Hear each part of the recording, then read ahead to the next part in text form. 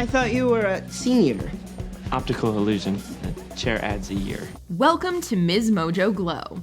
And today we're counting down our picks for the top 10 mistakes you missed on Glee.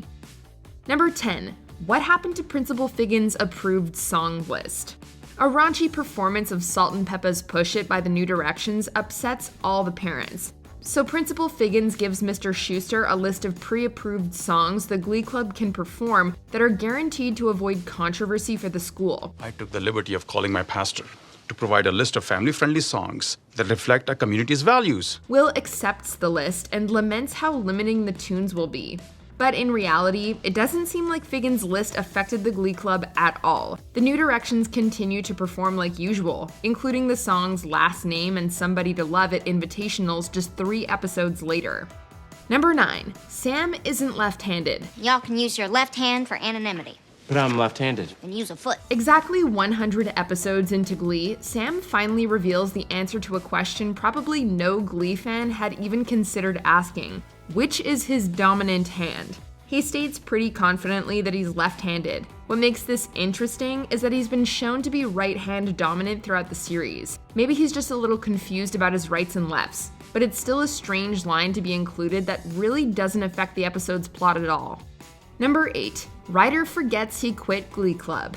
After regionals is over, I'm officially leaving Glee Club. In the season 4 finale, Ryder finds out that Katie, a girl he's fallen for after talking to her online, was actually unique, catfishing him the entire time. Ryder is so shocked and upset, he decides to quit the Glee Club entirely after one last performance at regionals. This feels like a finale cliffhanger fans would be eagerly waiting to get resolved in the next season. But in the season 5 premiere, Ryder is still in the Glee Club without any reason mentioned as to why. Number 7. Rchel's 2 dads change. I am not homophobic.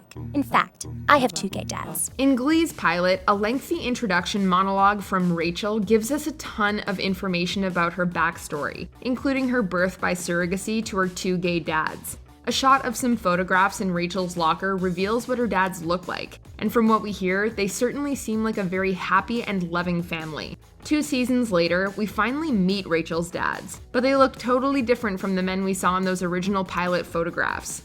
Number 6. How can Finn be in 2 places at once?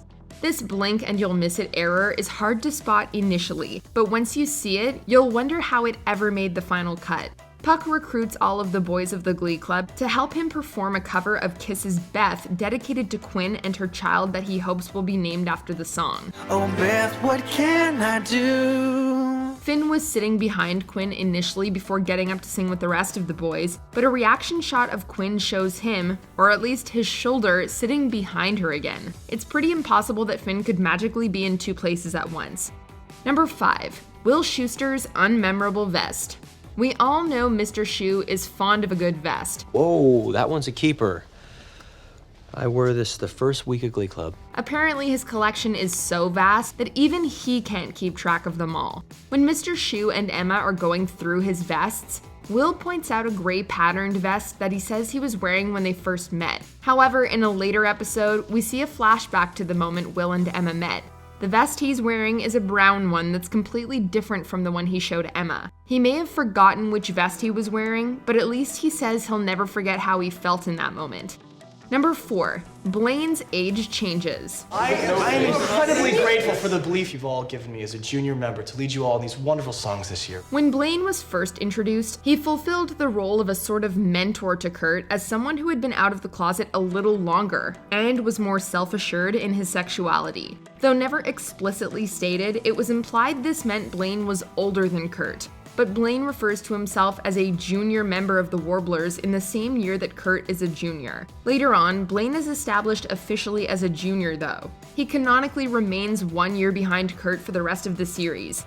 Number 3. Sugar Mata can't sing. I could see you were a man of distinction, a real pig spender. Sugar Mata's audition for the New Directions is definitely one of the most memorable of the entire series, but not for the right reasons.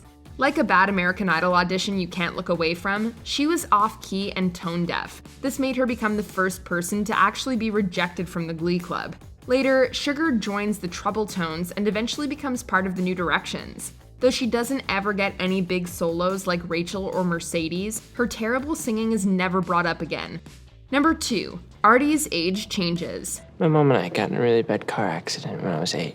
In season 1 of Glee, Artie says he was in a car accident when he was 8 years old and has been in a wheelchair since. Later, it's revealed he's been in the wheelchair for 8 years, making him 16 years old. This would mean he could be a sophomore or even a junior during season 1. But in season 3, he's confirmed to be a junior despite the fact that he would actually be between 17 or 18 years old if you considered the time that has passed. It seems like the writers were pretty flexible when it came to characters' ages. Number 1. Sue's hair backstory. Sue Sylvester's signature tracksuits are as iconic as her short blonde hairstyle that's just as no-nonsense as she is. While it's always a treat to hear more of the backstory behind the legendary Cheerios coach, there's a hairy problem with her history. In season 1, she tells Kurt and Mercedes she has to wear her hair short due to a hair bleaching accident in her youth. However, Sue tells Becky in season 5 that she cut her hair short after starting her career to seem more strict and serious.